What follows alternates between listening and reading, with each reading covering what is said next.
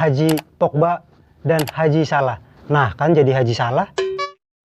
Di Indonesia, Malaysia, dan juga Brunei akan digelari di depan namanya dengan gelar haji. Menjadi momok bagi kolonialisme dan imperialisme mereka ya.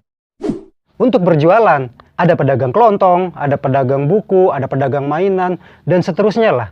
Five food, gitulah kurang lebihnya. Maka istilah pedagang kaki lima ini muncul.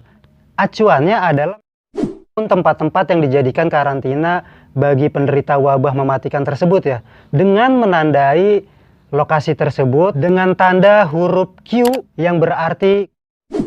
Halo, kembali lagi bersama saya Prasanggi di channel Prasanggi Story. Kali ini di program Tuang Cerita, saya akan membahas tentang hal-hal yang sampai detik ini yang sering kita jumpai pada kehidupan sehari-hari, yang ternyata memiliki satu kesamaan, yaitu yang sejarahnya ternyata tercipta di era atau zaman kolonial Belanda.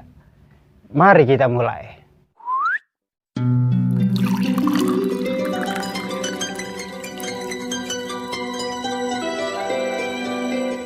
Yang pertama, cerita datang dari asal-usul istilah PKL atau pedagang kaki lima. Ternyata tentang istilah pedagang kaki lima yang selama ini kita anggap pedagang yang mendorong gerobak tersebut, ternyata bukan nih. Ternyata usut punya usut, sejarah lahirnya istilah pedagang kaki lima itu berawal ketika Inggris mengambil alih Indonesia dari penjajahan Hindia Belanda ya. Waktu itu Batavia dipimpin oleh Letnan Gubernur Jawa Thomas Stamford Raffles ya.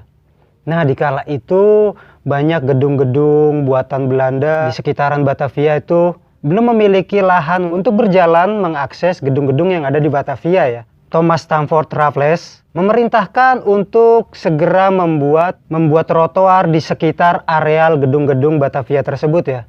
Nah, standar pembuatan trotoar ini diketahui ukurannya yaitu 5 kaki atau dalam bahasa Inggrisnya 5 foot ya.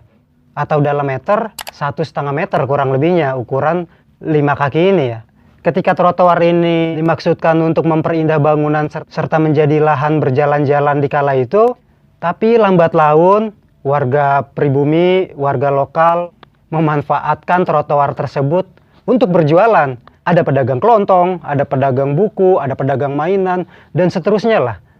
Artinya ini trotoar dialihfungsikan bagi warga setempat untuk melakukan transaksi jual beli atau dagangan. Nah, seiring berjalannya waktu, maka istilah pedagang kaki lima ini muncul.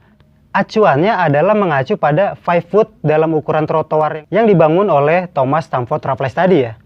5 kaki. Mereka yang berdagang di atas trotoar 5 kaki tersebut jamak disebut dengan istilah pedagang kaki lima. Acuannya tadi terhadap trotoar yang memiliki ukuran selebar 1,5 meter atau 5 kaki. 5 foot, gitulah kurang lebihnya. Nah, istilah pedagang kaki lima sampai sekarang masih lestari dan banyak diasumsikan tadi sebagai pedagang yang mendorong gerobak, ternyata bukan ya. Ternyata begitu.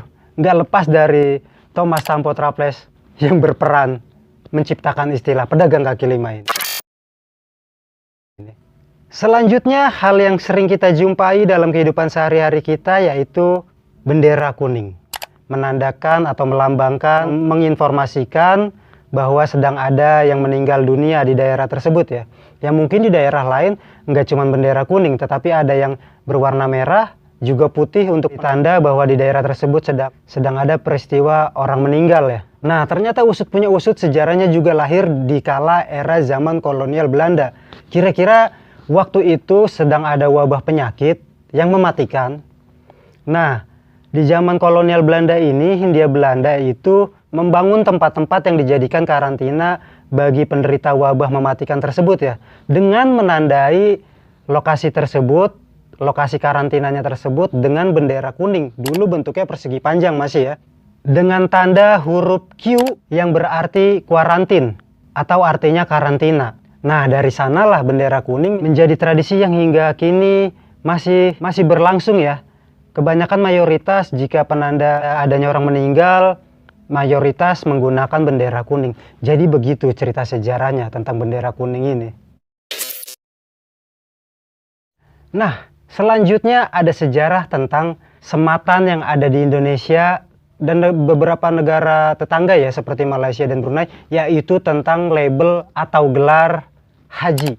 bagi mereka yang sudah melaksanakan ibadah haji di Tanah Suci, di Indonesia, Malaysia, dan juga Brunei akan digelari di depan namanya dengan gelar haji.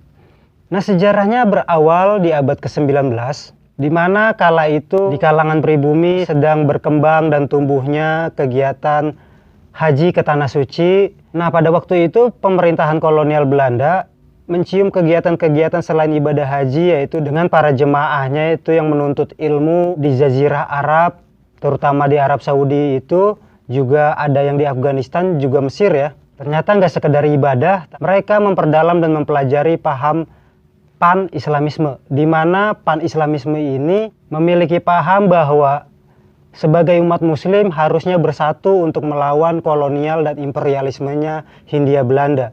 Dari sini banyak melahirkan tokoh-tokoh Islam seperti Kiai Ahmad Dahlan, pendiri Muhammadiyah, Kiai Haji Hasyim Asy'ari, Kos Cokro Aminoto dengan Sarekat Islamnya. Nah, dari sini kolonialisme ketar-ketir. Mereka tuh nggak mau bahwa umat muslim bersatu, maka akan menjadi momok bagi kolonialisme dan imperialisme mereka ya.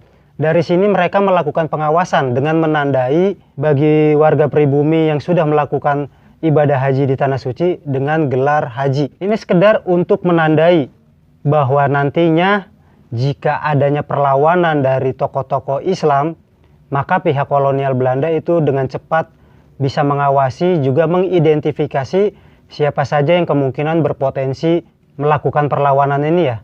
Dengan sematan atau gelar haji di depan nama mereka, maka memudahkan untuk mengawasinya. Dan yang ternyata sampai detik ini menjadi tradisi bahwa gelar dan sematan haji masih lestari sampai detik ini. Kira-kira menurut pandangan kawan-kawan sekalian bagaimana? Masih relevan gak nih gelar atau sematan haji bagi mereka yang sudah menunaikan ibadah haji? Juga terjadi di Malaysia dan juga Brunei. Kita sedikit berandai-andai jika gelar haji ini diterapkan ke seluruh dunia ya. Kayak pemain bola contohnya Paul Pogba sama Muhammad Salah. Jika mereka sudah menunaikan ibadah haji, maka jersinya pasti tertulis huruf H, Haji Pogba dan Haji Salah. Nah, kan jadi Haji Salah. Jadi seperti itulah hal-hal yang sejarahnya tercipta di era zaman kolonial Belanda. Mungkin banyak hal-hal detail yang kurang saya sampaikan dalam video ini, bisa kalian tambah di dalam kolom komentar. Sejarah ini disadur dari berbagai sumber.